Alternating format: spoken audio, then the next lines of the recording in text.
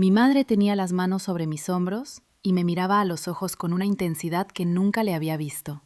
Afuera, en la carretera que bordea la urbanización, había un hombre tirado en el asfalto y una ambulancia que tardaba demasiado en llegar. Mi hermana Renata estaba al fondo, con los brazos cruzados y la cara vuelta hacia el jardín nevado, como si el problema no fuera con ella. «Lucía, escúchame bien», dijo mi madre en voz baja, casi un susurro. «Solo tienes que decir que ibas tú al volante, que fue un accidente, que no viste al señor». No supe qué responder. Me quedé paralizada, con el frío de diciembre metiéndose por el cuello del abrigo y el sonido de las luces de emergencia parpadeando a lo lejos. Mi padrastro Gerardo se acercó por detrás. Olía a pino, al ambientador barato que siempre ponía en el salón de la casa de la urbanización. Se plantó a mi lado y habló con esa calma que a mí siempre me había puesto los pelos de punta. «Renata tiene la campaña. Lleva meses trabajando en esto. Tú eres cosmetóloga, Lucía. Tú no tienes nada que perder». Renata giró la cabeza entonces. Me miró de reojo, con esa sonrisa torcida que conocía desde que éramos niñas, la misma que ponía cuando ganaba una discusión sin abrir la boca. «¿Quién te iba a creer a ti de todas formas?», dijo, y volvió a mirar el jardín. Yo apreté la mandíbula. Noté cómo algo se asentaba en el fondo de mi pecho, algo frío y firme. Porque lo que ninguno de ellos sabía, lo que yo llevaba 5 años callando, era que tenía exactamente las herramientas para que todo aquello se volviera en su contra. Pero volvamos a antes de esa noche, a cuando todo parecía, si no bien, al menos soportable. Llevo viviendo en la urbanización Los Pinos desde hace 5 años. Es uno de esos conjuntos residenciales que construyeron en las afueras de la ciudad a mediados de los 90, con calles adoquinadas, farolas de hierro forjado y jardines delanteros que los vecinos cuidan con una dedicación casi religiosa. La casa donde vivo no es mía, técnicamente. La alquilo desde que me fui del piso compartido que tenía en el centro, cuando decidí que necesitaba silencio y espacio para pensar. Tengo 28 años y trabajo como cosmetóloga en una clínica de estética que está a 20 minutos en coche. No es el trabajo más glamuroso del mundo, pero me gusta. Me gusta la precisión que exige, la concentración, el hecho de que cada resultado depende casi por completo de lo que haces con las manos. Mis clientas son fieles. Algunas llevan conmigo desde que empecé a trabajar, cuando aún aprendía y cobraba la mitad. Tengo un buen ojo para los detalles y una paciencia que, según me han dicho más de una vez, no es normal para mi edad. Lo que sí es complicado es la familia. Mi madre se llama Dolores, aunque todo el mundo la llama Lola. Es una mujer de 54 años que pasó la mayor parte de su vida adulta adaptándose a los hombres que entraban y salían de nuestra casa. Mi padre biológico se fue cuando yo tenía 6 años. Renata tenía 4. Lola tardó 5 años en rehacer su vida y cuando lo hizo, eligió a Gerardo. Gerardo Fuentes, mi padrastro. El hombre que llegó a nuestra casa con 2 maletas, un coche de segunda mano y la habilidad perfectamente afinada de hacer sentir a cada persona exactamente lo que él quería que sintiera. Con mi madre era encantador, atento, el tipo de hombre que recuerda los cumpleaños y trae flores sin que haya ninguna razón especial. Con Renata era cómplice, el aliado que siempre estaba de su parte. Conmigo era otra cosa, conmigo era condescendiente, nunca de manera brutal, nunca con insultos directos. Gerardo era demasiado inteligente para eso. Era la clase de condescendencia suave, casi imperceptible, que consiste en no tomarte en serio nunca, en escuchar lo que dices y responder como si acabaras de decir algo adorable pero irrelevante, en preguntar «¿y eso para qué sirve?», cada vez que yo mencionaba algo que me ilusionaba. Cuando empecé el curso de cosmetología, me dijo que era un oficio muy práctico para una chica. Cuando monté mi primera clientela fija, dijo que, para ser principiante, no estaba mal. Cuando me mudé a Los Pinos, dijo que esperaba que supiera administrar el dinero porque vivir sola a tu edad tiene sus riesgos. Renata, en cambio, era la hija perfecta. 3 años menor que yo, licenciada en Derecho, con un posgrado en Ciencias Políticas y una carrera que había despegado con una velocidad que yo, honestamente, admiro, aunque me cueste admitirlo. A los 25 años ya era asesora en el ayuntamiento. Ahora, con 25 recién cumplidos, está en plena campaña para un cargo de concejala en el municipio. Los carteles con su cara aparecen en las paradas de autobús. Sale en el periódico local. Mi madre la mira como si hubiera parido a una diosa. Yo la miro y pienso en la niña que me rompía los juguetes y luego lloraba para que la culpa fuera mía. La relación entre nosotras nunca fue fácil. No éramos enemigas declaradas, tampoco amigas. Éramos dos personas que compartían sangre y poca cosa más. Nos veíamos en las comidas familiares, en los cumpleaños, en las navidades. Nos dábamos 2 besos, intercambiábamos frases educadas y cada una volvía a su mundo. Eso había funcionado durante años. Mientras ella no necesitara nada de mí, podíamos mantener esa distancia civilizada. El problema empezó en diciembre. El primer domingo de diciembre, mi madre llamó para decirme que harían una reunión familiar en la casa de la urbanización. No en la casa de ellos en la ciudad, sino en la que Gerardo había comprado hace 3 años en Los Pinos, a apenas 4 calles de donde yo vivía. Eso siempre me había parecido un poco irónico, que mi padrastro hubiera elegido vivir tan cerca sin que nadie me lo consultara. «Ven a comer el domingo», dijo Lola. «Renata quiere hablar con la familia antes de que empiece la recta final de la campaña. Algo importante». Fui, claro. Fui porque siempre voy, porque decir que no tiene un coste que a veces no tengo energía para pagar. La casa de Gerardo en Los Pinos es más grande que la mía. Tiene un jardín trasero con una mesa de piedra, y en diciembre lo habían decorado con luces blancas que parpadeaban entre los arbustos. Dentro olía a canela y a guiso. Había un Belén en la repisa de la chimenea y villancicos sonando bajito desde algún altavoz que yo no llegué a ver. Mi madre estaba en la cocina. Me saludó con un abrazo rápido y siguió removiendo algo en la olla. Gerardo estaba en el salón, con una copa de vino en la mano, hablando por teléfono. Me vio entrar, me hizo un gesto con la cabeza y siguió con su conversación. Renata llegó 20 minutos tarde. Entró con el teléfono en una mano y una bolsa de cartón en la otra, con esa energía permanente que tiene, como si el tiempo que los demás desperdiciamos esperando le costara físicamente. Me dio un beso en la mejilla sin mirarme a los ojos. «Lucía, qué bien que pudiste venir», dijo, como si mi presencia fuera una sorpresa agradable, pero menor. Durante la comida habló de la campaña, de los sondeos, de los actos previstos, de la estrategia para las últimas semanas antes de las elecciones. Gerardo la escuchaba con una sonrisa que yo solo había visto en su cara cuando hablaba de ella. Lola asentía y hacía preguntas con el entusiasmo de alguien que no entiende del todo de lo que se habla, pero está convencida de que es importante. Yo comí y observé. Hay una cosa que hago bien, aparte de la cosmetología: observar. Años de trabajar con clientas me han enseñado a leer a las personas con una precisión que va más allá de lo que dicen. Noto cuando alguien está tenso aunque sonría. Noto cuando una conversación tiene un objetivo que no se ha dicho en voz alta. Y esa tarde, mientras Renata hablaba de mítines y propuestas municipales, noté algo en la manera en que Gerardo la miraba. No era solo orgullo, era algo más calculado, como si estuviera contando algo.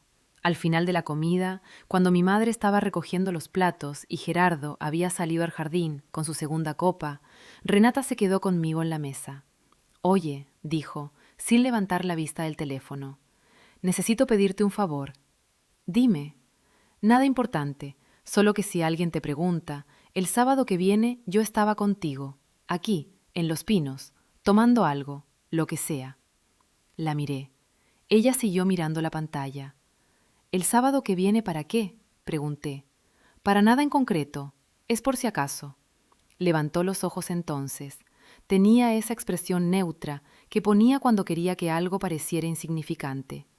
Ya sabes cómo son estas cosas en campaña, la gente busca cualquier excusa. No le dije ni que sí ni que no. Le dije que lo pensaría, que ya hablaríamos. Ella volvió al teléfono como si el tema estuviera cerrado. Esa noche, de vuelta en mi casa, saqué a Trasto a dar su paseo de las 10. Trasto es mi tekel, aunque decir que es mío es generoso.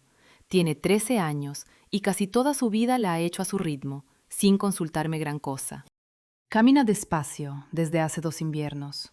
con esa dignidad tranquila que tienen los perros viejos, como si supieran que el tiempo que les queda es suyo y nadie se los puede quitar.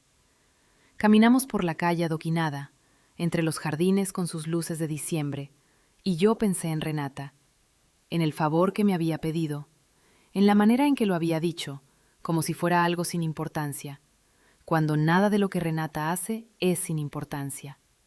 Pensé en el sábado siguiente, y tuve, por primera vez en mucho tiempo, una sensación muy concreta en el estómago. No era miedo, era algo más parecido a la certeza de que algo estaba a punto de cambiar y de que esta vez no iba a poder quedarme al margen. El sábado llegó con una neblina fina que no llegaba a ser lluvia, pero lo mojaba todo igual.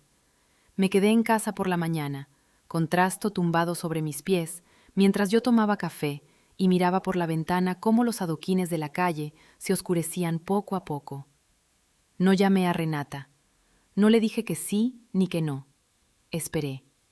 A las 2 de la tarde sonó mi teléfono. Era ella. «¿Dónde estás?», preguntó, sin saludar. «En casa. ¿Qué pasa?». Hubo una pausa, breve, pero la noté. «Nada. Solo comprobando». Y colgó.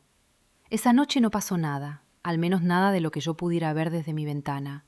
Me acosté pensando que quizás me había equivocado, que quizás la sensación del estómago no era un aviso, sino simplemente los nervios de siempre cuando se trataba de Renata. Me dije que era una cosmetóloga con demasiada imaginación y me quedé dormida. El domingo por la mañana mi madre me llamó. «¿Sabes algo de Renata?», preguntó. Su voz tenía ese tono que yo conocía bien, el de cuando algo no encajaba, pero todavía no quería nombrarlo. «No, ¿por qué?». «Es que anoche no contestó el teléfono y esta mañana tampoco. Gerardo dice que estará ocupada con lo de la campaña, pero yo no sé». Hizo una pausa. «Tú no estuviste con ella ayer, ¿verdad?».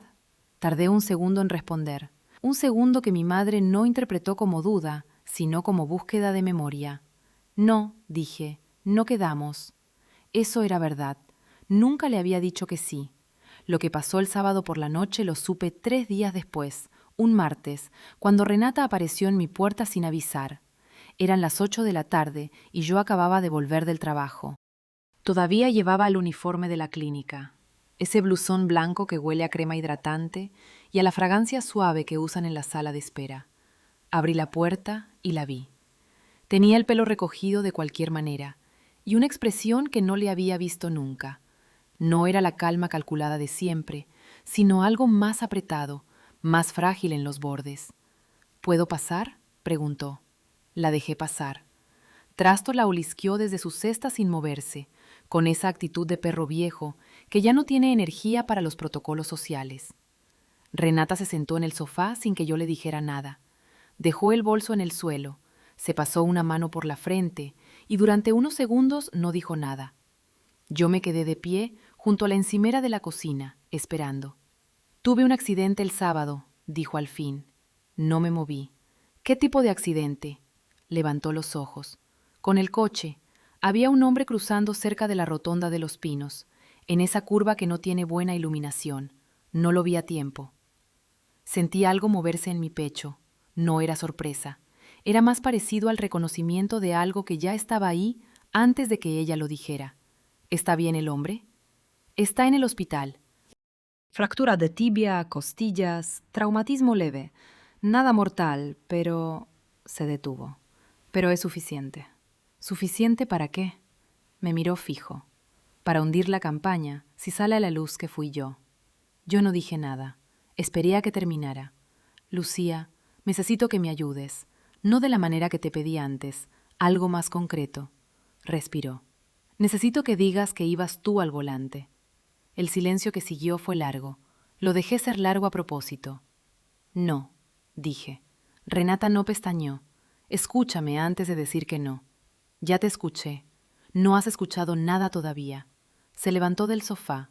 Cuando se ponía de pie para hablar, era porque quería ocupar el espacio, imponerse desde la altura. Lo había hecho desde pequeña. «Fue un accidente. Yo no iba rápido, no iba bebida, no hice nada ilegal. Simplemente no lo vi. Cualquiera podría haberla atropellado en esa curva con esa luz. Pero la atropellaste tú».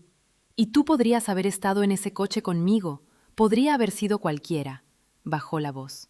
Lo que pido es que digas que ibas tú, que fue un accidente, que pagaste la asistencia, que te pusiste en contacto con él.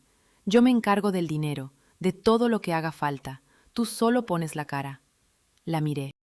Miré su cara tensa, sus manos que no terminaban de quedarse quietas, la manera en que apretaba la mandíbula cuando esperaba que yo cediera. Renata, dije despacio, eso es una declaración falsa ante la policía, es obstrucción, es un delito. Es una formalidad, no lo es. Para ti no tiene consecuencias reales, eres cosmetóloga, nadie te va a pedir cuentas de la misma manera, a mí me destruye. Hizo una pausa calculada. Yo te lo devuelvo, lo que necesites, dinero, contactos, lo que sea, tú dime. Algo se endureció en mí en ese momento. No fue rabia exactamente, fue algo más frío y más claro. La confirmación de que para ella yo era un instrumento, y de que lo había sido durante mucho tiempo sin que yo terminara de nombrarlo. Vete a casa, Renata. Se quedó quieta un segundo, luego recogió el bolso del suelo con un movimiento seco y se fue sin decir nada más. La puerta no dio un portazo. Eso fue lo más inquietante de todo, que se fuera en silencio, sin escena, sin amenaza visible, como quien guarda algo para después. 2 días más tarde, el jueves, mi madre me llamó para invitarme a comer el sábado siguiente en casa de Gerardo. Algo informal, dijo. Solo nosotros. Fui porque no fui capaz de inventar una excusa que sonara verdadera. Cuando llegué, Renata ya estaba sentada a la mesa. Me saludó con normalidad, como si la conversación del martes no hubiera ocurrido. Gerardo sirvió vino. Lola había hecho estofado. Todo tenía la apariencia de una comida familiar corriente, de esas en las que la tensión vive debajo de la superficie como el agua bajo el hielo. A los postres, Gerardo carraspeó. Renata nos ha contado lo del accidente, dijo, mirándome. Yo sostuve su mirada. ¿Ah, sí? Sí. Entrelazó las manos sobre la mesa, ese gesto suyo de cuando iba a decir algo que había preparado de antemano. Y creemos que la solución que ella propuso tiene sentido, para la familia. Para la familia, repetí, para todos. Mi madre habló entonces, tenía las manos en el regazo y miraba la mesa mientras hablaba, lo cual significaba que estaba incómoda, pero había decidido decirlo igual. Lucía, tú eres la mayor, siempre has sido más discreta, menos visible. Renata lleva años trabajando en algo que puede beneficiar a mucha gente. Y yo no tengo nada que perder, dije. No lo dije con amargura, lo dije con la calma de quien cita textualmente. Mi madre levantó los ojos. No es eso lo que, es exactamente eso. Dejé el tenedor sobre el plato. Me lo dijisteis muy claro. Gerardo intervino con esa voz suya de barítono razonable. Lucía, nadie te está pidiendo que hagas algo irreparable. Es un trámite. El hombre tiene seguro, va a recibir su compensación. Nadie sale perjudicado. Lo único que se evita es que una carrera política termine por un accidente que podría haberle pasado a cualquiera. Renata no había dicho nada. Estaba sentada con la copa de agua entre las manos, mirándome con esa expresión que yo llevaba 25 años aprendiendo a leer. No era súplica, era evaluación. Me estaba midiendo, calculando cuánto aguantaba yo antes de ceder. ¿Desde cuándo lo sabéis?, pregunté. ¿Qué?, dijo mi madre. Lo del accidente. ¿Desde cuándo lo sabéis vosotros? Hubo un silencio que duró demasiado. Gerardo fue el primero en hablar. Desde el domingo. El domingo. Mi madre me había llamado el domingo por la mañana preguntando por Renata, con esa voz de preocupación genuina. Y para entonces ya lo sabían. No dije nada. Recogí la servilleta de mi regazo, la doblé con cuidado y la dejé sobre la mesa. Me levanté. Me voy a casa. Lucía. La voz de mi madre tenía ese borde que ponía cuando quería que yo me detuviera. No hagas un drama de esto. No estoy haciendo ningún drama, me puse el abrigo. Estoy yendo a mi casa. Renata habló entonces, por primera vez en toda la comida. Su voz era baja, casi amable. Piénsalo bien, Lucía, tenemos tiempo todavía, pero no mucho. No le respondí. Crucé el salón, abrí la puerta y salí al frío de la calle adoquinada. Caminé las 4 manzanas hasta mi casa sin detenerme, con las manos en los bolsillos del abrigo y los pulmones llenos de ese aire de diciembre que huele a tierra húmeda y a pino. Cuando llegué, Trasto levantó la cabeza desde su cesta y me miró con esos ojos pequeños y pacientes que tienen los perros viejos. Me senté en el suelo a su lado, con la espalda contra el sofá, y le puse una mano encima del lomo. Había algo que ninguno de ellos sabía, algo que yo llevaba 5 años sin decir, no por vergüenza, sino porque nunca había necesitado decirlo, porque mi vida era mía y no les debía explicaciones, porque me había acostumbrado a ser el fracaso de la familia, a que me miraran como se mira algo menor, algo que no cuenta. Pero esa noche, con la mano sobre el lomo de Trasto y el silencio de la casa envolviéndome, entendí que ese secreto ya no era solo mío, que lo que ellos me estaban pidiendo era exactamente el tipo de cosa que yo, en mi trabajo real, en el que ninguno de ellos conocía, procesaba todos los días. Porque yo no era cosmetóloga, o no solo eso, lo había sido durante 2 años, mientras estudiaba. Luego había seguido estudiando, en silencio, sin decírselo a nadie de la familia, porque sabía exactamente cómo lo recibirían. Con incredulidad primero, con condescendencia después, con la certeza de que yo no era capaz. Pero lo era. Saqué el teléfono y busqué el número de Claudio Ibarra, el inspector de la Guardia Urbana que había llevado 3 casos relacionados con mi juzgado ese año. Lo había guardado por si acaso, como guardaba muchas cosas, sin saber exactamente cuándo las necesitaría cuando decidí guardarlo. Marqué llamar y esperé. El teléfono sonó 4 veces antes de que Claudio Ibarra contestara. Tenía esa voz ronca de quien lleva el día entero hablando por radio, mezclada con el ruido de fondo de lo que imaginé sería una cafetería o una sala de guardia. «Ibarra», dijo. «Inspector, soy Lucía Montero, jueza de instrucción del juzgado número 4». Pausa breve, lo suficiente para que yo supiera que había captado su atención. «Jueza Montero, dígame. Necesito información sobre un accidente de tráfico ocurrido el pasado sábado por la noche, en la zona de la Rotonda de Los Pinos. Un atropello. El perjudicado ingresó en urgencias con fractura de tibia, costillas y traumatismo craneal leve». Otro silencio, este más largo. Escuché el roce de algo, quizás una silla, quizás una carpeta que se abría. «Ese caso lo tiene la policía local», dijo. «Nosotros no intervenimos directamente, pero me llega algo por encima. ¿Qué necesita exactamente?» «De momento, solo confirmar que el expediente existe y que el conductor no ha sido identificado todavía». «Eso puedo comprobarlo mañana por la mañana. ¿Hay algo más que deba saber?» Lo pensé durante un segundo exacto. «Todavía no», dije. «Mañana hablamos».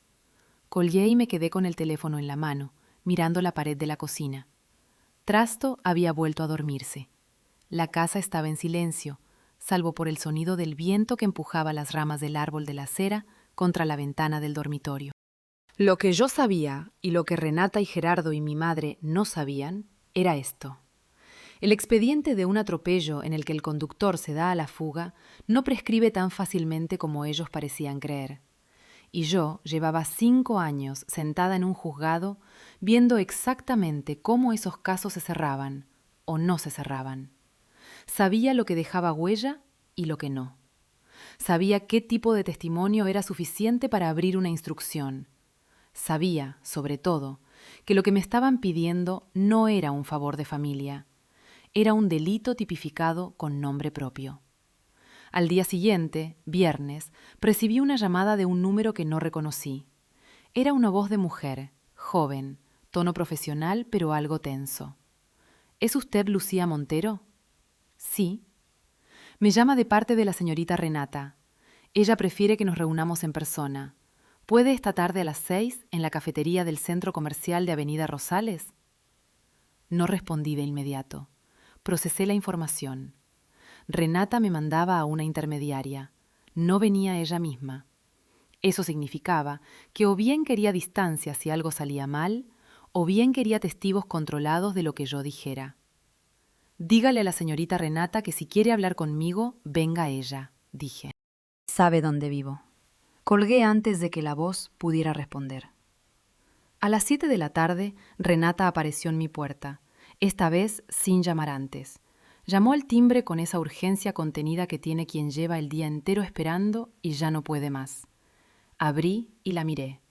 Llevaba un abrigo color tabaco, bien planchado, el pelo suelto. Si hubiera sido cualquier otra persona, habría dicho que estaba nerviosa. Con Renata era más difícil distinguir entre nerviosismo real y estrategia. «¿Puedo pasar?», dijo, igual que la otra vez. «Esta vez no», dije, y me quedé en el marco de la puerta. Algo cruzó por su cara. No era rabia todavía, era ajuste, recalibración. «Lucía, necesito que me escuches. Te escucho desde aquí». Respiró. Bajó un poco los hombros, ese gesto involuntario que traiciona a la gente cuando decide ser sincera o cuando decide fingir que lo es. Con Renata nunca estaba segura de cuál de las dos era. «Hay algo que no te dije el otro día», empezó. Esperé. «El hombre que atropellé, sé quién es». Eso sí me detuvo. No lo esperaba. Lo guardé en silencio y seguí esperando. Se llama Esteban Ruiz. Tiene 62 años. Es el padre de Marcos Ruiz. Hizo una pausa que calculó bien. El concejal Marcos Ruiz, el mismo que lleva meses intentando bloquear mi candidatura. El frío de diciembre entró por el hueco de la puerta y se quedó entre las dos. «¿Estás diciendo lo que creo que estás diciendo?», pregunté despacio. «Estoy diciendo que si esto sale a la luz, Marcos Ruiz tiene todo el motivo del mundo para convertirlo en un escándalo, y lo hará. No porque le importe su padre, sino porque lleva meses buscando algo con lo que hundirme, y ahora lo tiene». Su voz no temblaba. Eso era lo más perturbador. «Y si tú estás en el expediente como conductora, Lucía, el escándalo te salpica a ti, no a mí. Yo quedo al margen. Tú, con tu trabajo discreto, con tu vida que nadie conoce, absorbes el golpe, y en 6 meses todo se olvida». Me quedé quieta, miré su cara, miré la manera en que me sostuvo la mirada, sin parpadear, sin dudar. «O sea», dije, «que lo que me estás proponiendo ahora no es protegerte de un accidente, es convertirme en tu escudo en una guerra política. Es proteger a la familia de un hombre que va a usar a su propio padre como arma. El hombre tiene las costillas rotas, Renata, y recibirá su indemnización. Gerardo ya habló con su abogado. Está preparando una compensación que... levanté una mano. Ahora mismo». Ella cerró la boca. «Gerardo habló con un abogado», repetí. «¿Cuándo?». Dudó un segundo de más. Ese segundo lo vi perfectamente. «Esta semana». «¿Antes o después de que tú vinieras a pedirme el favor el martes?». El silencio fue la respuesta. Algo se asentó en mi pecho, con la solidez de algo que ya no iba a moverse, porque eso cambiaba todo. Eso significaba que el plan no era de Renata, o no solo de Renata. Gerardo llevaba días, quizás más, construyendo una salida en la que yo era la pieza que se sacrificaba. Y mi madre lo sabía. Mi madre, que me había llamado el domingo fingiendo no saber nada del accidente, ya sabía. «Sois 3», dije, no como pregunta. Renata no respondió. Eso también fue una respuesta. «Escúchame bien». Bajé la voz, no por suavidad, sino porque lo que iba a decir no necesitaba volumen. «No voy a poner mi nombre en ningún expediente. No voy a declarar nada falso. No voy a ser tu coartada, ni tu escudo, ni tu válvula de seguridad. Y si alguien intenta presionarme para que lo haga, sea de la familia que sea, voy a tratar ese intento exactamente como lo que es». Renata me miró un momento, luego sonrió. No la sonrisa torcida de cuando ganaba una discusión, era algo más suave, casi condescendiente. «Lucía», dijo, con esa paciencia que usaba cuando me hablaba como si yo fuera lenta, «¿qué vas a hacer exactamente? ¿Denunciarnos? ¿A tu propia familia? ¿Con qué pruebas? ¿Quién te va a creer a ti?». Esa pregunta, la misma que había dicho la noche del accidente, con el hombre en el asfalto y las luces de emergencia parpadeando, la misma que llevaba 25 años siendo el fondo de todo lo que me decían, de una manera u otra. Esta vez no apretó la mandíbula, esta vez casi le tuve lástima, casi. «Buenas noches, Renata», dije, y cerré la puerta. Me quedé de pie en el recibidor, con la espalda contra la puerta, escuchando sus pasos alejarse por los adoquines. Trasto me miraba desde la cesta, con esos ojos pequeños y tranquilos que tienen los animales viejos, los que ya han visto suficiente como para no asustarse de nada. Fui a la cocina. Saqué el cuaderno que guardaba en el cajón de arriba, el que usaba para notas de trabajo que no quería en el ordenador, y empecé a escribir. Nombres, fechas, lo que cada uno me había dicho y cuándo. La llamada de mi madre el domingo, fingiendo no saber. La visita de Renata el martes, la intermediaria del viernes, la visita de esa noche. Y la frase que Renata acababa de soltar sin darse cuenta. Gerardo ya habló con su abogado. Eso era conocimiento previo, eso era premeditación, y eso, en términos legales, era exactamente lo que convertía una petición incómoda en algo bastante más serio. Cerré el cuaderno y lo guardé. Tenía que tomar una decisión antes del lunes, no porque el plazo me lo impusiera nadie de fuera, sino porque yo sabía cómo funcionaban estas cosas. Los expedientes se movían, los testigos hablaban. La policía local acabaría tirando del hilo del seguro del coche de Renata, porque siempre acababan tirando de ese hilo. Y cuando lo hicieran, si yo no había actuado, mi silencio también sería una posición que podría interpretarse de muchas maneras. El sábado por la mañana llamé al inspector Ibarra. Ya tengo la información que me pidió, dijo. El expediente existe. El conductor no ha sido identificado todavía, pero hay algo más. Hizo una pausa. Han aparecido imágenes de una cámara de tráfico que cubre parcialmente esa zona. La resolución no es perfecta, pero se ve el modelo del vehículo. Están trabajando en la matrícula. Me senté en la silla de la cocina. ¿Cuánto tiempo tienen para identificar el coche?, pregunté, aunque sabía la respuesta. Días, dijo Ibarra, quizás menos. Cerré los ojos un segundo. Cuando los abrí, Trasto había levantado la cabeza y me miraba con esa expresión suya de no entender del todo, pero estar ahí de todas formas. Días. Eso significaba que Renata también lo sabía, o lo sabría pronto.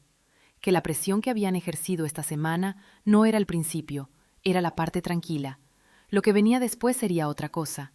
Y yo todavía no había decidido exactamente cómo iba a responder cuando llegara. El domingo amaneció con un silencio que no era paz. Era el tipo de silencio que antecede a algo, como el que se instala en las casas antes de que llegue una mala noticia, que ya está en camino, pero todavía no ha tocado el timbre. Me quedé en la cama más tiempo del habitual. No dormida, sino con los ojos abiertos en el techo, escuchando a Trasto respirar desde su cesta. Tenía ese peso en el pecho que reconozco bien, el que aparece cuando sé que tengo que hacer algo difícil, y mi cuerpo lo sabe antes que mi cabeza. A las 10:15, mi madre llamó. No lo cogí. Lo dejé sonar hasta el final y me quedé mirando la pantalla mientras el nombre de Lola parpadeaba y luego desaparecía. 30 segundos después, un mensaje. Lucía, llámame cuando puedas. Es importante. Importante. La palabra que en el vocabulario de mi madre podía significar 20 cosas distintas y casi ninguna buena. No la llamé. Me levanté, calenté café, le puse el pienso a Trasto y me senté en la silla de la cocina con el cuaderno delante. Releí lo que había escrito la noche anterior. Nombres, fechas, frases textuales. Lo repasé con la misma atención con que revisaba un expediente, buscando huecos, inconsistencias, lo que faltaba. Lo que faltaba era prueba directa. Tenía mis notas, tenía la llamada al inspector Ibarra, que era un movimiento en una dirección, pero no una declaración formal. Tenía la certeza de lo que Renata me había dicho, pero certeza sin registro no es suficiente. Yo lo sabía mejor que nadie. A las 11:30 llamó Gerardo. Eso sí me detuvo. Gerardo no me llamaba nunca directamente. Gerardo hablaba a través de mi madre, o en persona en las comidas, con esa calma que tenía de quien siempre controla el escenario. Que me llamara él, al teléfono, un domingo por la mañana, significaba que algo había cambiado. Lo cogía al tercer tono. Lucía. Su voz era la de siempre, templada, sin urgencia visible. Necesitamos hablar tú y yo. Estoy escuchando. No por teléfono. Una pausa. ¿Puedes venir a casa esta tarde? Solo 1 hora, sin Renata. Sin Renata. Eso también era nuevo. ¿Para qué?, pregunté. Para aclarar algunas cosas. Creo que hay un malentendido sobre lo que se te está pidiendo, y prefiero explicártelo yo en persona. Otra pausa, más breve. Tú eres una persona inteligente, Lucía. Siempre lo has sido. Me gustaría que habláramos de adultos. Me gustaría que habláramos de adultos. Como si todas las conversaciones anteriores hubieran sido otra cosa. Esta tarde no puedo, dije. ¿Mañana entonces? Tampoco. Silencio, más largo que los anteriores. Lucía. El tono cambió. Solo 1 grado, apenas perceptible, pero yo lo noté. Era el tono que usaba cuando dejaba caer el papel de hombre razonable y mostraba algo más duro debajo. Esto va a resolverse de una manera u otra. Sería mejor que formara parte de la solución. Que tenga un buen domingo, Gerardo. Colgué. Me quedé con el teléfono en la mano, mirándolo. Me temblaban los dedos, solo un poco, lo justo para recordarme que tenía un cuerpo y que ese cuerpo estaba asustado, aunque yo no quisiera estarlo. Porque eso era lo que nadie entendía de mí, lo que Renata y Gerardo y mi madre nunca habían entendido, que yo también tenía miedo, que el miedo no era ausencia de valor, era simplemente la sensación que había aprendido a tragar antes de actuar. Apoyé las manos en la encimera y respiré. El problema era este. Yo podía no hacer nada. Podía esperar a que la policía local identificara el vehículo por las cámaras, a que el expediente siguiera su curso, a que Renata quedara expuesta por sus propios actos sin que yo moviera un dedo. Era una opción legítima. Era incluso la opción más cómoda para mí, en términos estrictamente personales, pero no era la única. Y había algo que me impedía quedarme quieta, algo que no era venganza ni resentimiento, aunque reconozco que esos sentimientos también estaban ahí, más pequeños y más honestos de lo que me gustaba admitir. Lo que me impedía quedarme quieta era el hombre. Esteban Ruiz, 62 años, fractura de tibia, costillas rotas, traumatismo leve. Un hombre que había cruzado una calle en una noche de sábado y cuya vida había cambiado porque mi hermana no lo vio a tiempo, o no frenó a tiempo, o lo que fuera que había pasado en esa curva sin buena iluminación. Un hombre que, según lo que me había dicho Renata, iba a recibir una compensación gestionada por el abogado de Gerardo, una compensación privada, pactada en silencio, sin que nadie en ningún registro oficial tuviera que responder por nada. Eso no era justicia, era compra de silencio con envoltura de generosidad, y yo no podía ser parte de eso, ni activamente, ni por omisión. El lunes llegó con lluvia fina y persistente. Me vestí de manera diferente a como lo hacía normalmente para ir al juzgado. No el abrigo gris que usaba casi siempre, sino uno más oscuro, más formal. No porque necesitara impresionar a nadie, sino porque ese día iba a hacer algo que requería que yo me sintiera completamente en mi papel. No la cosmetóloga de la clínica de estética, no la hija discreta que no cuenta. La jueza de instrucción del juzgado número 4. Antes de salir, le puse agua fresca a Trasto y le rasqué detrás de las orejas. Él levantó la cabeza con esa parsimonia suya y me miró un segundo, como evaluando algo que yo no podía ver. «Vuelvo esta tarde», le dije, como si pudiera entenderme. Después de 13 años, a veces pensaba que sí. En el juzgado, lo primero que hice fue hablar con mi secretaria judicial, Amparo. Amparo lleva 7 años en ese puesto, 4 de ellos conmigo, y es la persona que más sabe de mi trabajo sin saber nada de mi vida personal. Esa separación la había mantenido con cuidado. Ese día iba a matizarla. «Amparo, necesito que me busques el expediente de un accidente de tráfico de la semana pasada. Atropello, zona de Los Pinos, víctima ingresada con fractura de tibia y costillas». Amparo asintió sin hacer preguntas. Esa era una de las razones por las que la valoraba. «¿Es un caso que nos va a llegar por inhibición de la policía local?», preguntó. «Puede ser. De momento solo quiero ver qué hay. Lo tengo antes del mediodía». Me metí en mi despacho y cerré la puerta. Me senté en la silla, que era la misma desde que tomé posesión del cargo hacía 5 años, con ese respaldo recto que al principio me parecía incómodo y ahora era simplemente parte del paisaje. Puse las manos sobre la mesa y las miré un momento. 5 años. 5 años en los que mi madre había creído que yo trabajaba en la clínica de estética. 5 años en los que Gerardo me había mirado con esa condescendencia suave. 5 años en los que Renata había dado por sentado que yo era el eslabón débil de la familia, el que cede, el que absorbe, el que no tiene nada que perder. 5 años en los que yo había dejado que creyeran todo eso porque me había parecido más fácil que explicar, que demostrar, que aguantar la incredulidad y luego la envidia mal disimulada, y luego los comentarios sobre si no era demasiado para mí. Pero ahora entendía que ese silencio mío no había sido solo comodidad, también había sido cobardía, y la cobardía tiene un precio que siempre termina pasándose. A las 11:30, mi teléfono vibró con un mensaje de un número que no tenía guardado. El texto decía: «Soy Esteban Ruiz. Me dieron su número. Dicen que es la persona con quien debo hablar». Me quedé mirando el mensaje durante 30 segundos completos. ¿Quién le había dado mi número?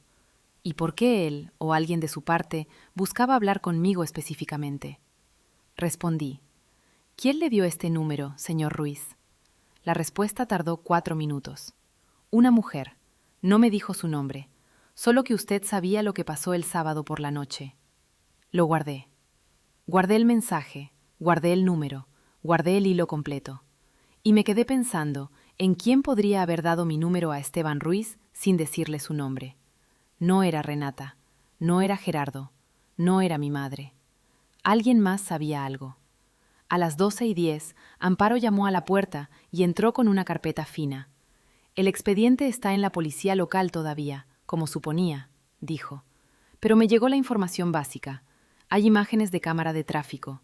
Están trabajando en la identificación del vehículo. El conductor no se ha identificado voluntariamente». «¿Hay declaración de la víctima?». «Sí, breve, tomada en urgencias. Dice que no vio bien el coche, que fue muy rápido, que solo recuerda que era oscuro».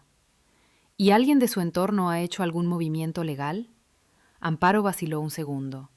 «Según me comentan, ha aparecido un abogado ofreciendo una compensación extrajudicial en nombre de un tercero anónimo. La víctima no lo ha aceptado todavía». Todavía. Esa palabra hizo algo en mi pecho. «Gracias, Amparo». Cuando se fue, marqué el número de Esteban Ruiz. Contestó al segundo tono. Tenía una voz que no esperaba, calmada, un poco ronca, con esa cadencia pausada de quien elige las palabras con cuidado porque sabe que cuestan. «Señor Ruiz», dije, «soy Lucía Montero, jueza de instrucción». Un silencio, breve. «Jueza», repitió. «Entonces sí saben quién fue». «Todavía no de manera oficial, pero hay cosas que necesita saber antes de tomar ninguna decisión sobre esa compensación que le han ofrecido». Otro silencio, este más largo. Y en ese silencio yo escuché algo que no esperaba. No era rabia, no era miedo. Era el silencio de un hombre que llevaba días esperando que alguien le dijera la verdad. «Le escucho», dijo, y yo empecé a hablar. Con cuidado, con precisión, con la misma atención que ponía en cada expediente. Sin nombrar a Renata todavía, sin comprometer el proceso, pero diciéndole lo suficiente para que entendiera que tenía derechos. Que la compensación que le ofrecían en silencio no era un gesto de buena voluntad, era una compra, y que nadie podía comprarle algo que aún no le habían reconocido. Cuando terminé, hubo una pausa. «¿Por qué me llama usted?», preguntó Esteban Ruiz. Hubo una pausa larga al otro lado del teléfono. El tipo de pausa en que una persona reorganiza lo que esperaba escuchar con lo que acaba de oír. «Porque alguien tiene que hacerlo», dije, «y porque lo que le están ofreciendo no es una solución, es un silencio comprado». Esteban Ruiz tardó unos segundos más. Cuando habló, su voz tenía algo distinto, no alivio exactamente, más parecido a la decisión de alguien que llevaba días dudando entre dos caminos y acababa de elegir uno. «¿Qué necesita de mí?», preguntó. «De momento, solo que no firme nada, ningún acuerdo, ninguna renuncia, nada con letra pequeña. Si alguien vuelve a contactarle con una oferta, dígame antes de responder». «¿Y usted va a encargarse de que se sepa quién fue?». «Voy a encargarme de que el proceso siga su curso legal. Eso significa que quien atropelló a usted tendrá que responder, no a través de un sobre de dinero gestionado en silencio, a través de un expediente, con nombre y apellidos. Otro silencio, más corto. De acuerdo, dijo Esteban Ruiz, y colgó. Amparo llamó a la puerta 10 minutos después. Jueza, la llaman de la policía local. El inspector Vidal dice que es sobre el accidente de tráfico de Los Pinos. No era Ibarra, era Vidal, que llevaba el expediente directamente. Eso significaba que las cosas se estaban moviendo más rápido de lo que había calculado. Pásamelo. El inspector Vidal tenía una voz joven para el cargo, con esa dicción precisa de quien ha aprendido a hablar por radio y ya no sabe hacerlo de otra manera. Jueza Montero, buenos días. Le llamo porque hemos conseguido identificar el vehículo del atropello del sábado pasado. Las imágenes de la cámara de tráfico dieron resultado esta mañana. Una pausa breve. El vehículo está registrado a nombre de Renata Fuentes Palomares. Yo no dije nada durante 2 segundos. No porque me sorprendiera, sino porque necesitaba que ese momento existiera en su duración real antes de continuar. Inspector Vidal, dije, voy a pedirle que espere antes de hacer ninguna notificación formal a la titular del vehículo. ¿Por qué motivo? Porque hay elementos en este caso que afectan a la integridad del proceso. Hay un intento de compensación extrajudicial en marcha que podría constituir obstrucción. Necesito que me dé 24 horas para documentarlo correctamente antes de que ella sepa que la han identificado. Silencio al otro lado. Lo escuché procesar. Jueza, técnicamente ese expediente no está en su juzgado todavía. Lo sé. Y también sé que en cuanto yo presente lo que tengo, va a estarlo. 24 horas, inspector. Después, actúa con total libertad. Otra pausa, más larga. 24 horas, repitió, pero no más. Colgué y me quedé mirando la pared del despacho. El reloj marcaba las 12:42. Tenía hasta el martes al mediodía, más o menos. No era mucho tiempo, pero era suficiente si lo usaba bien. Lo que había puesto en marcha esa mañana no tenía vuelta atrás. No era una amenaza, no era un farol. Era el proceso.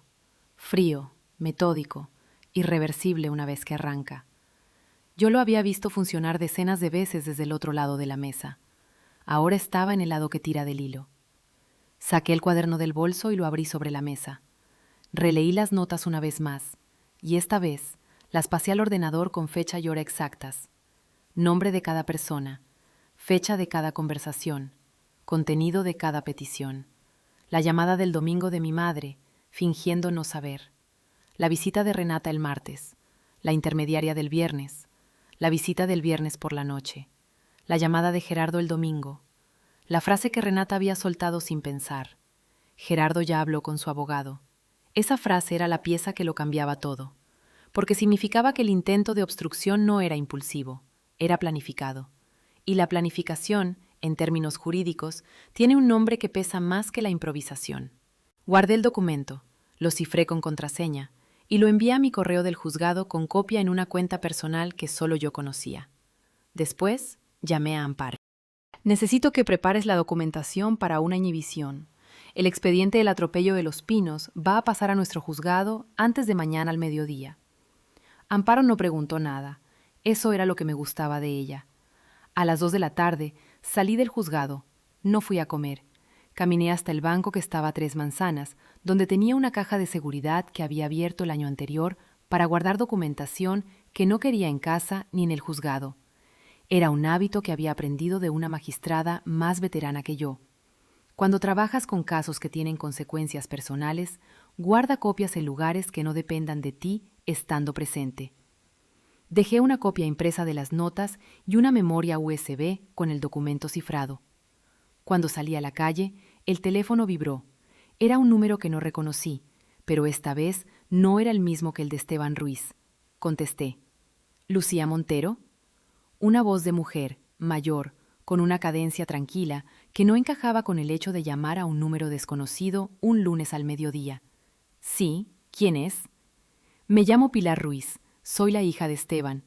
Una pausa. Mi padre me dijo que habló con usted esta mañana. Quería llamarle yo también.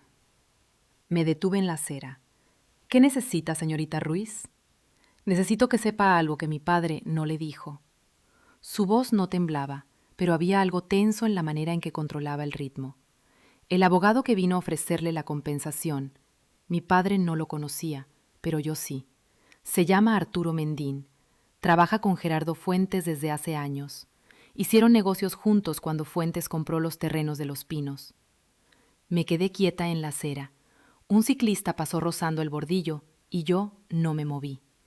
¿Cómo sabe eso?, pregunté. Porque yo trabajo en el registro de la propiedad, y el nombre de Arturo Mendín aparece en varias escrituras junto al de Fuentes. Hizo una pausa. Cuando mi padre me contó que un abogado había venido a ofrecerle dinero a nombre de un tercero anónimo, busqué el nombre y lo encontré. Procesé eso en silencio.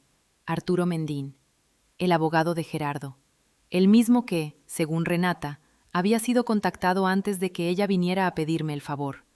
Eso era la cadena. Gerardo, Mendín, la compensación, el silencio. Construida con antelación, ejecutada con precisión. Señorita Ruiz, dije despacio, ¿estaría dispuesta a poner eso por escrito si fuera necesario? Un segundo. Sí, dijo, por eso le llamo. Colgué y me quedé parada en la acera un momento más. El frío de diciembre era constante, sin viento, ese tipo de frío que se asienta y no se va. Pensé en Gerardo, en su voz de barítono razonable diciéndome sería mejor que formara parte de la solución.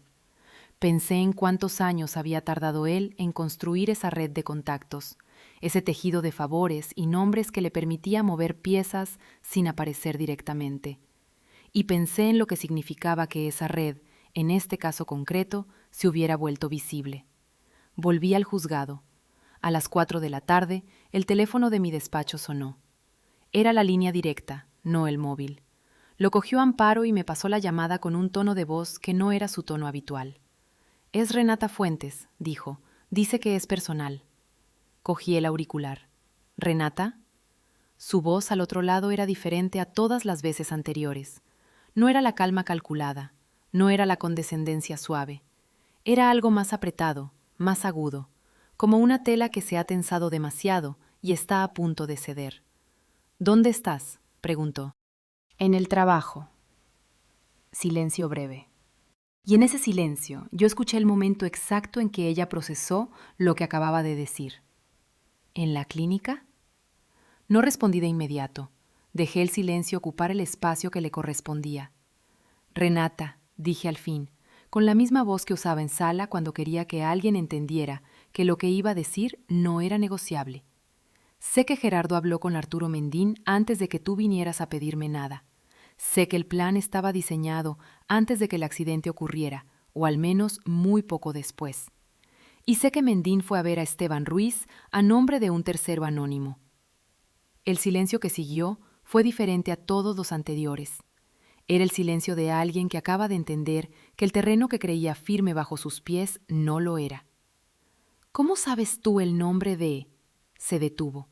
Se detuvo ella sola, a mitad de la frase, porque acababa de darse cuenta de que completarla era confirmar lo que yo había dicho. «Porque hago mi trabajo», dije, «que es lo que lleváis 5 años creyendo que no tenía». Otro silencio. «Lucía». Su voz había bajado, era casi un susurro.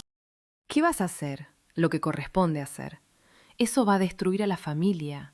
La familia intentó destruirme a mí». Lo dije sin rabia, con la misma frialdad con que se enuncia un hecho. Y lo hizo en nombre de protegerse a sí misma. Eso es lo que ha pasado aquí, Renata. No una petición incómoda entre hermanas. Una operación planificada para que yo absorbiera las consecuencias de lo que tú hiciste. Escuché su respiración al otro lado, irregular, contenida. ¿Y Gerardo?, dijo al fin. Gerardo también. Él no conducía el coche. No, pero contrató a un abogado para comprar el silencio de la víctima antes de que nadie se lo pidiera. Eso tiene un nombre jurídico, y no es bonito. El silencio que siguió fue el más largo de todos, tan largo que por un momento pensé que había colgado. ¿Puedo hacer algo?, preguntó. Y esa pregunta, por primera vez en toda esta historia, sonó genuina, no calculada, no estratégica. Sonó como la pregunta de alguien que ha llegado a un punto desde el que no sabe cómo volver. «Sí», dije, «puedes presentarte voluntariamente. Puedes ir a la policía local antes de que ellos vengan a buscarte. Eso marca la diferencia entre un error y una decisión. Hubo un silencio muy largo, tan largo que el sonido del tráfico de la calle se coló por la ventana del despacho y llenó el espacio entre las dos. ¿Y si lo hago?, dijo Renata al fin. Su voz era tan baja que tuve que apretar el auricular contra la oreja. ¿Cambia algo para ti? Cambia todo para el proceso, dije. Para mí ya no hay nada que cambiar. Colgué. Me quedé mirando el teléfono sobre la mesa durante un momento. Luego lo giré boca abajo y seguí trabajando. El martes por la mañana, a las 9:15, Renata Fuentes Palomares se presentó en la jefatura de la policía local. Iba sola, sin Gerardo, sin abogado, sin nadie. Se identificó como conductora del vehículo implicado en el atropello del sábado anterior en la zona de la Rotonda de los Pinos y pidió hablar con el inspector Vidal. Lo supe porque Vidal me llamó a las 9:22 para decirme que el plazo de 24 horas no había hecho falta agotarlo. Se presentó voluntariamente, dijo, con ese tono neutro de quien ha visto suficiente como para no sorprenderse de nada. Trae un abogado propio, no el de Fuentes. Eso también lo procesé en silencio. Renata había buscado representación propia. Eso significaba que algo había roto entre ella y Gerardo durante la noche. O que había decidido que la única manera de salir de aquello con algo intacto era separar su historia de la de él. ¿Y la compensación extrajudicial que intentó gestionar Arturo Mendín?, pregunté. Eso es lo que queremos documentar ahora. La víctima no firmó nada. Hay testimonio de que la oferta existió. Una pausa. Jueza, el expediente va a su juzgado esta tarde. Estaré aquí. Colgué y llamé a Amparo. Prepara todo. Nos llega el expediente del atropello de los Pinos. El expediente llegó a las 3 de la tarde, en una carpeta que Amparo depositó sobre mi mesa con la misma eficiencia silenciosa de siempre. Lo abrí y lo repasé con la atención que le daba a cualquier otro caso. Nombre de la conductora, datos del vehículo, informe médico de la víctima, declaración de Esteban Ruiz, imágenes de la cámara de tráfico y, al final, añadido como documento adjunto, el testimonio escrito de Pilar Ruiz sobre la visita de Arturo Mendín y su vinculación con Gerardo Fuentes. Era suficiente.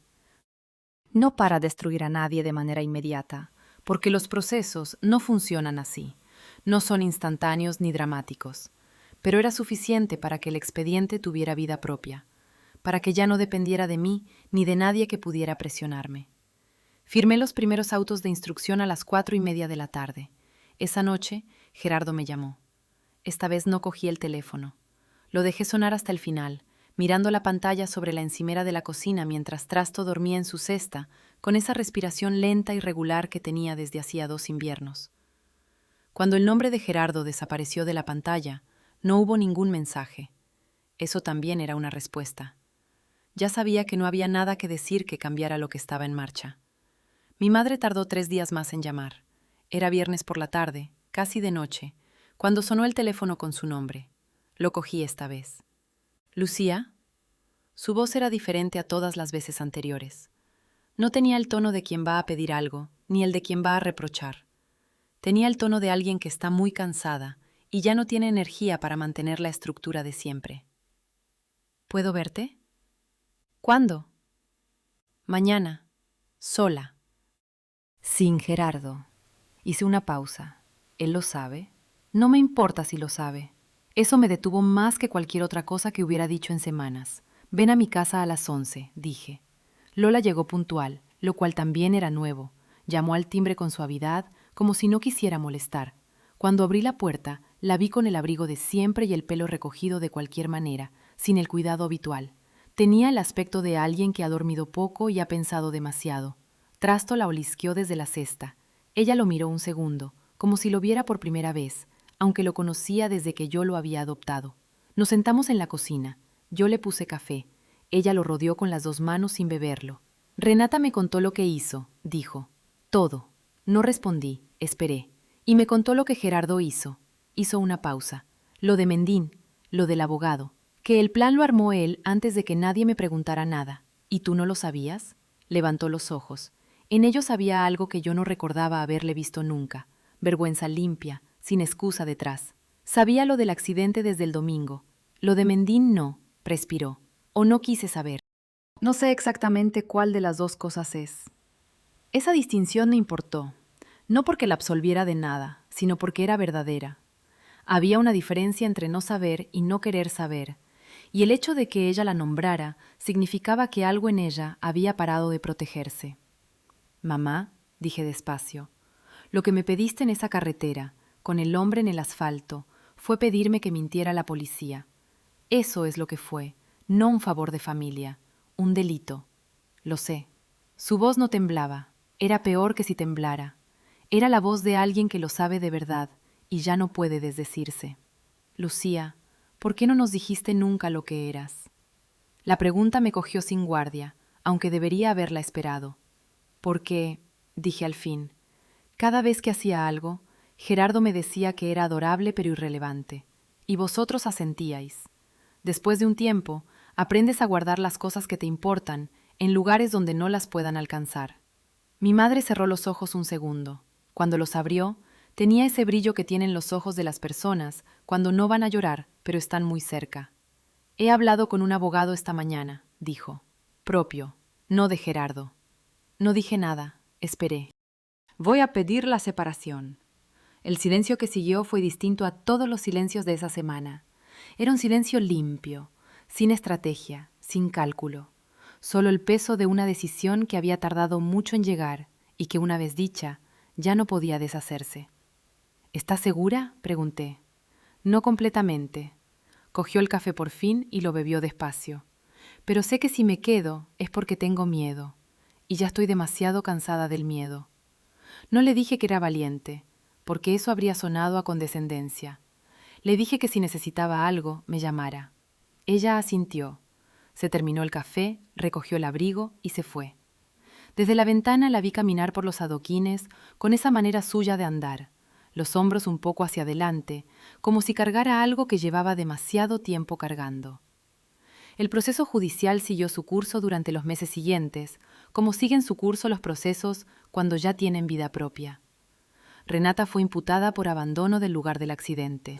Su abogado negoció una posición que reconocía los hechos a cambio de evitar el juicio oral, y el acuerdo incluía una indemnización a Esteban Ruiz, fijada por el juzgado, no pactada en silencio por el abogado de Gerardo. Una cantidad que cubrió los gastos médicos, la rehabilitación y el tiempo de baja laboral del señor Ruiz, más el daño moral. Gerardo Fuentes fue investigado por inducción a la obstrucción a la justicia. El proceso fue más lento, como son siempre los procesos que involucran a personas con recursos y abogados experimentados. Pero el expediente existía, tenía nombre, tenía fechas, tenía el testimonio de Pilar Ruiz sobre la visita de Mendín. Eso no se borraba. La candidatura de Renata quedó suspendida, no por condena, sino porque el partido decidió que el escándalo era demasiado cercano a las elecciones. Ella lo aceptó con una calma que, cuando me lo contó semanas después en un mensaje breve, me pareció más parecida al alivio que a la resignación. Quizás llevaba tiempo cargando con esa campaña, de una manera que tampoco era completamente suya. Esteban Ruiz recuperó la movilidad completa de la pierna a los 4 meses. Su hija Pilar me lo escribió en un mensaje que terminaba con «Gracias por haber llamado cuando lo hizo». Guardé ese mensaje en el mismo cajón donde tenía el cuaderno de notas. A Trasto lo perdí en febrero. Se fue un martes por la mañana, tranquilamente, con esa dignidad que había tenido toda su vida. Tenía 13 años y los había vivido todos a su ritmo, sin consultarme gran cosa. Lo enterramos en el jardín trasero de la casa de los Pinos, debajo del árbol que siempre había ignorado en sus paseos. Me quedé un rato ahí de pie, con el frío de febrero metiéndose por el cuello del abrigo, y pensé que él había sido el único testigo de todo lo que había pasado esas semanas de diciembre, el único al que no le había tenido que explicar nada. En marzo, mi juzgado salió en el periódico local, no por el caso de Renata, sino por otro, un asunto de urbanismo que había llevado 2 años y que resolvimos con una sentencia que sentó precedente en la provincia. El artículo mencionaba mi nombre y mi cargo, jueza de instrucción, número 4. Mi madre me llamó ese mismo día. «Te vi en el periódico», dijo. «Sí». Una pausa, larga, pero sin tensión. «¿Cuánto tiempo llevas siendo jueza, Lucía?» 5 años. Otro silencio.